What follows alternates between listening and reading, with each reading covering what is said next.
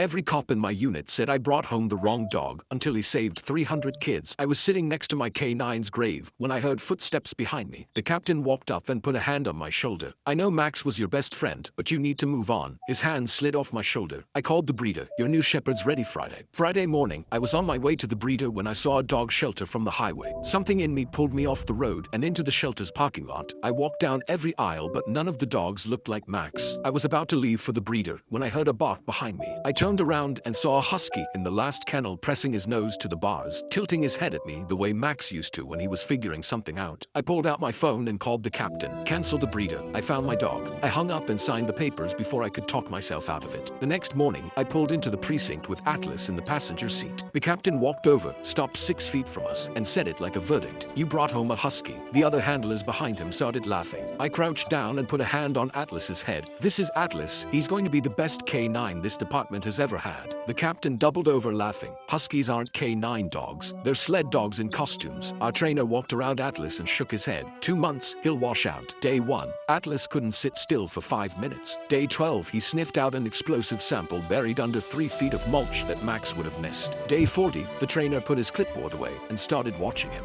Day 90, Atlas graduated top of his class with a perfect score on explosive detection. 6 months later, I was at my desk eating lunch when dispatch radioed in a bomb threat at an elementary school that wasn't a drill. I clipped Atlas into his vest before I'd finished the call, and we were on scene in 12 minutes. Kids were being walked out in lines by their teachers. We swept the cafeteria, the gym, and 3 hallways before Atlas stopped dead outside a janitor's closet. His ears flattened against his head, and he wouldn't move. I called bomb squad over the radio. They cracked the door open and found 2 pipe bombs wired together behind a supply rack. They evacuated 312 kids. The captain, who'd called him a sled dog in costume, crouched down and pinned a medal on his harness himself. That weekend, I drove Atlas out to Max's grave. I knelt next to the headstone and Atlas sat down beside me. I put my hand on Max's name carved into the stone. You'd have loved Atlas, buddy. He saved 300 kids while every cop in my unit said I brought home the wrong dog.